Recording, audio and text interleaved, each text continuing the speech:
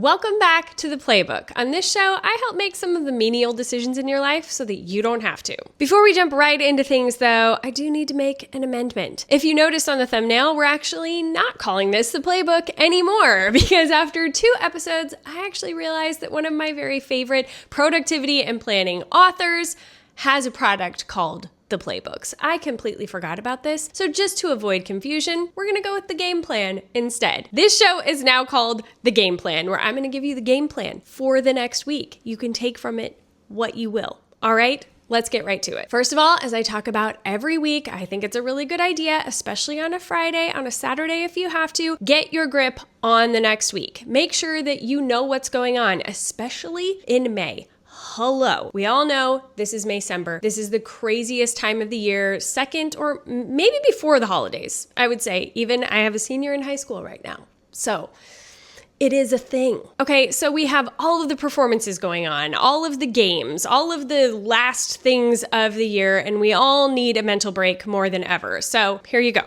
I'm giving you all the things, but do take, even if you can only manage 10 or 15 minutes, to just sit down, look over your calendar. Do that quick brain dump of what you have coming up, any miscellaneous things that you need to have done. I think especially for the month of May, to have that running list of stuff that you're like, oh yeah, that needs to happen before the end of the school year. Or like in our case, not only before the end of the school year, but before my son moves across the country in a couple of months. There's a lot of things that we need to check off the list, and I need to have those on paper or in a digital form. Otherwise, I keep making the same list over and over and over again, and I keep wasting all that mental energy. So just have that log, have that list that you are coming back to again and again, so you don't have to keep reinventing the wheel. You don't have to keep trying to think of those things, and you can go from there and whittle it down and just take things as you can. I'm trying to put a couple of those things on my list for each week, so I have like my master list, and then I can take those things and plug them in on the week. And one key trick to actually making them happen is giving them a time, putting them on your calendar for when they are going to happen, because we can have these to-do lists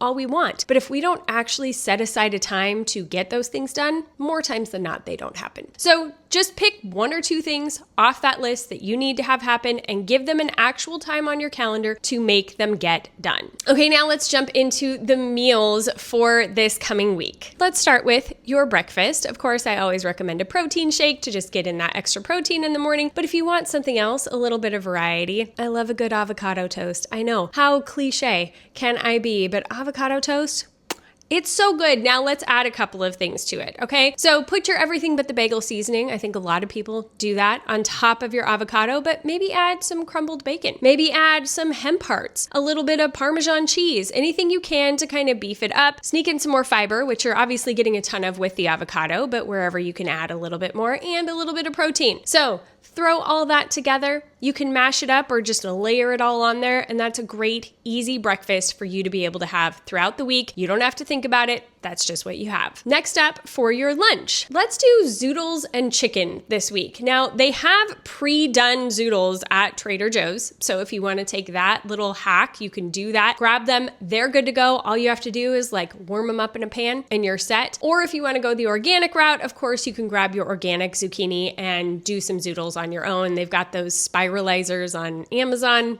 They're cheap. You can do that really quickly. I just like to cut up some chicken, make it really easily, saute it in the pan with some butter, onion salt, garlic powder, pepper, salt. I keep it really simple, and then I throw that together with the Zoodles. After the chicken is cooked, you can just throw the Zoodles right in the pan, cook it up together with a little bit more butter or olive oil. You're good to go. Put that in the fridge, divide it out throughout the week. You've got a delicious and easy meal that covers all your basic bases and helps you to be able to get through the week. Of course, you can add some Parmesan in there when you actually eat it if you want to. I'm always partial to that. For dinners, we are going to start out the week with a summer pasta salad. I love a summer pasta salad. My family loves a summer pasta salad. It's really easy to make a really large quantity of it and then have leftovers for all the days. Not all the days, but you know, you can incorporate that into lunches, send it to school with your kids for lunches if they're still in school. Mine still are for like forever, but that's okay because it does make the days a little bit easier when they're there. So with this summer pasta salad, I just throw kind of whatever into it that I can think of. I like to do a bow tie pasta. I think it keeps the dressing on it really nicely. I use a very simple house dressing dressing from a little market in our town that's just garlic, shallots, mayonnaise, a little white wine vinegar, some salt and pepper. It's very simple. Sometimes I make it on my own, but it's more of an art,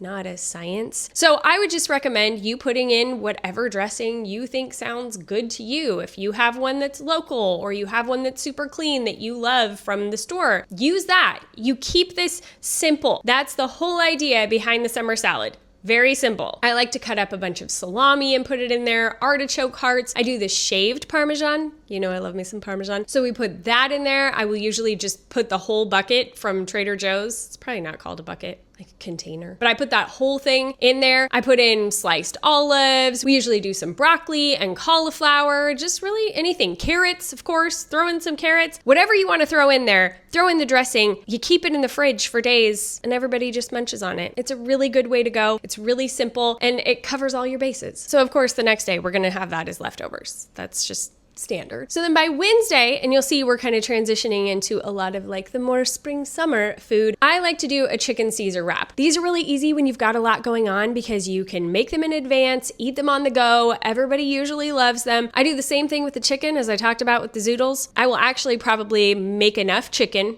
When I do the chicken for my lunches, I will also make the chicken for the Caesar wraps. I'll probably do that on like Sunday. Cut it all up, cook it, it is ready to go. Then all I have to do is assemble the really easy wraps. Tortilla, lettuce, your favorite Caesar dressing, Parmesan cheese, the chicken. If you want to add anything else in there, you can, but they're really simple. And again, they cover all your bases. You can take them in the car on the go if you need to. They're a good way to go. The next dinner I have does take a little bit more work, but not a ton. I love this recipe. I will link it in the menu. As always, you can go to plantoeat.com/lovely. Become my friend on there. You will get the menu. You will get the shopping list. You will always have your shopping list with you because they have a really handy little app. So you can just go to the store and you've got all the information right there for you. But I am going to make skillet enchiladas on Thursday. This is a big hit with my family. I make them in a cast iron skillet and you have all the goodness and gooiness and lovely spicy flavor of an enchilada without actually making enchiladas because you just make like the sauce with the meat and everything, and then you roll up tortillas with cheese and tuck them in there, and then you bake it. It's so easy. Everybody loves it. It's a great way to go. It's also a great one to keep a lot of ingredients on hand for, so I can always throw it together if I'm needing something. So then you guessed it, by Friday, we're having leftovers again. Maybe we're gonna polish off the summer salad, have some of those enchiladas. If there's chicken left over from the other day when we did the Caesar wraps, we're gonna eat the rest of that. It's just like smorgasbord, everybody just eat whatever's left. I like that for a Friday. Makes things simple. And then my weekend idea for you is loaded baked potatoes. Okay, my family, well, not my whole family. My daughters love a good baked potato. I love a good baked potato. Here's my tip. Don't make the baker russet potatoes. They're just like, meh. They're fine. But if you want a really good baked potato, you make golden potatoes. They are so buttery, so delicious. They have so much flavor. They're about the right size for my daughters because they don't eat like a ton. And if they want more than one, then I can give them more than one, but we're not like wasting a whole huge potato on them. So I will make up like 20 of just these little potatoes, bake them in the oven. They bake up faster than the bigger russet potatoes. And then we just put all the different things in them. You can do whatever you would do on a loaded potato. We do cheese, olives, bacon, whatever we're feeling like. Chives, that's a big one in our family. Load it up, you're good to go for dinner. Generally, most people, besides my son, really enjoy just a good standard baked potato. It's easy, and then I pop the leftovers into the fridge because you know how much I love leftovers. And they can eat those for lunch on Sunday. They can, have them throughout the week, have them as an after-school snack. They're just all the way around a really good way to go. So golden potatoes, you're not gonna wanna miss them. Okay, what are we cleaning this week? Isn't this your favorite part where we talk about what we're going to clean? But let's get down and dirty with the appliances, okay? Let's get in there in the microwave, get that wiped out. The oven, I'm not gonna demand that you actually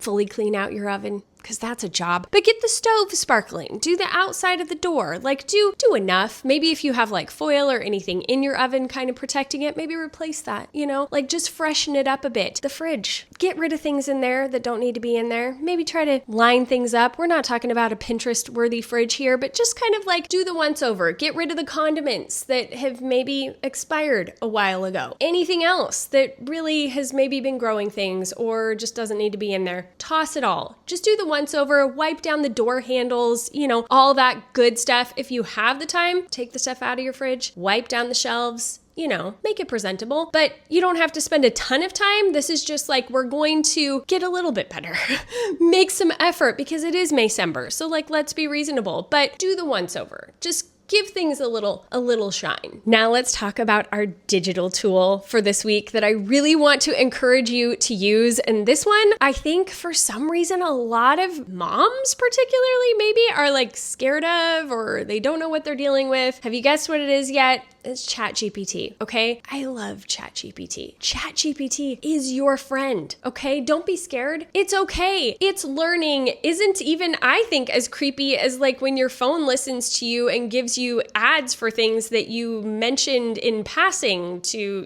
someone at the library. I don't know why that was my thing that I came up with, but nonetheless, I think it's less creepy than that because the information that you are feeding into it, and then it helps to learn that information to help give you better suggestions and better information. You can use ChatGPT to help you with so many decisions. If it's something that I haven't helped you with here, ask ChatGPT. Even if it doesn't make the decision for you, it will help give you guiding questions to get to the answer that you need. I use this for all kinds of things. Recently, I was like, ChatGPT, I need a better bra. And this is the problem I am having in finding the kind of bra that I want. Can you give me suggestions of companies that would make a bra like what I'm looking for? And lo and behold, it gave me a whole list of like 10 different companies that could potentially have a bra that will work for my particular needs. Okay, I haven't ordered any of them yet. If I do, I will keep you posted. But ChatGPT can help you figure out what you want to do on the weekend. It will give you suggestions of things that are happening in your city. It will make you an itinerary if you're going somewhere. It will decide just about anything and really help you out. Whenever I have a question about like, why is my computer doing this weird thing?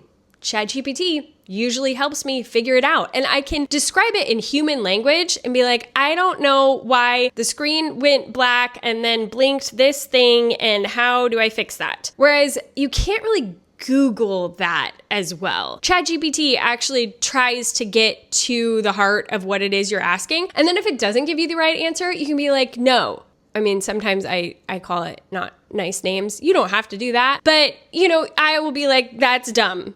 No, ChatGPT, that wasn't what I was looking for. And it will apologize to me. It'll be like, you're so right. I'm so sorry. That wasn't what you were looking for. Let me help you with the right answer. And I love that response, okay? So really dig into using the ChatGPT. It could be making your life a lot easier. Okay, let's get to the fun suggestions of what kind of entertainment you can be listening to over this next week. Listening to, watching, reading, all the things. Okay, a podcast that is fairly recently started and I've really been enjoying it, although I've actually been watching it on YouTube, but it is Good Hang with Amy Poehler. I really enjoy this show. It is so fun. She has a lot of her friends on it. I loved the Jack Black episode. The Paul Rudd episode was really good. The very first episode with Tina Fey, I really enjoyed. So many great ones. It is not to be missed. It's fun to watch if you actually want to see their interaction, but I'm sure you could listen to it as a podcast as well. But it's just a good hang, just like it says. So I highly recommend Good Hang with Amy Poehler. Okay, next up is a show to watch. Now, this one is intense.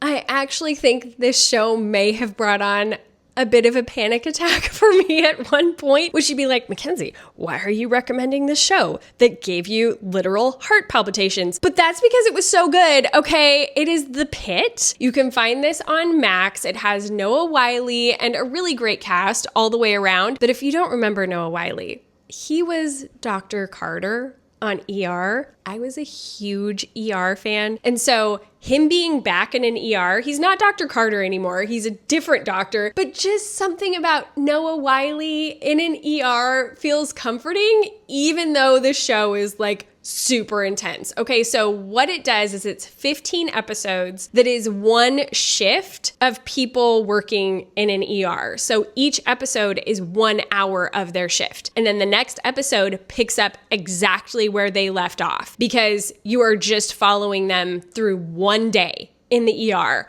which makes it so interesting for them to do the character development that way and you to get to know these people. And they work in a lot of like real life things. There have been a lot of medical professionals who have actually messaged them and been like, this is a really great show. It's pretty accurate to what happens in an ER. They're like trying to run to the bathroom because they need to pee and like all these things that you don't normally see in a television show, but they incorporate into the show where they're really following them like minute to minute. So I really liked that. It is super intense. Okay. And there were things that it showed medically that I was like, yeah, no, I'm not going to watch that part or listen.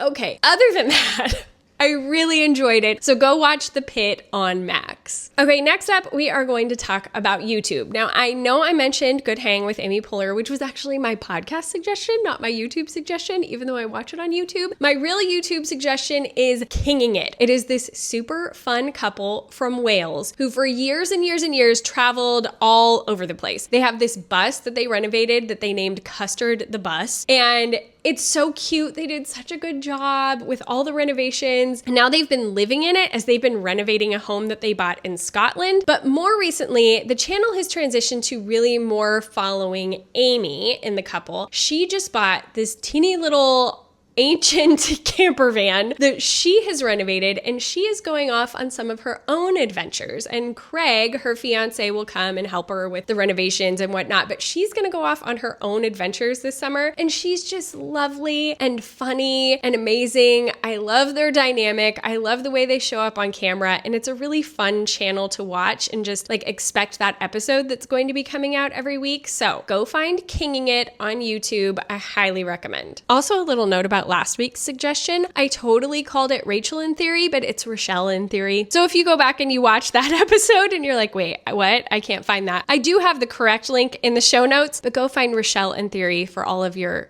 planner needs. It's a great channel. And finally, because we're in the midst of a lot of crazy right now, I'm not going to give you a heavy book suggestion. I'm going to give you a fun book suggestion, and that is The 7-Year Slip by Ashley Poston. This is such a fun book. It was probably one of my favorite books that I read last year. The whole book is based on this premise that there is this apartment in New York City that every so often when the person who's living there is living there, they will slip back in time 7 years to whoever was living there at the time. And all of a sudden they are in this apartment with someone else and they have to like explain why they're there and what's going on and have an interaction with this person, and they can go in and out of being there and not being there. But as soon as they leave the apartment, they're back in normal life. And then when they come back, they could or could not be back in time. It was so good. It is a love story and it swept me away. Like, I'm not usually too much into like the sci-fi whatever. This one worked and it was just so lovely and like heart-wrenching. It deals with grief in a really powerful way. There were quotes that I took from this book that just felt so real, like someone who really understands grief. And so that is something to, be aware of, that is present in the book. But all in all, I just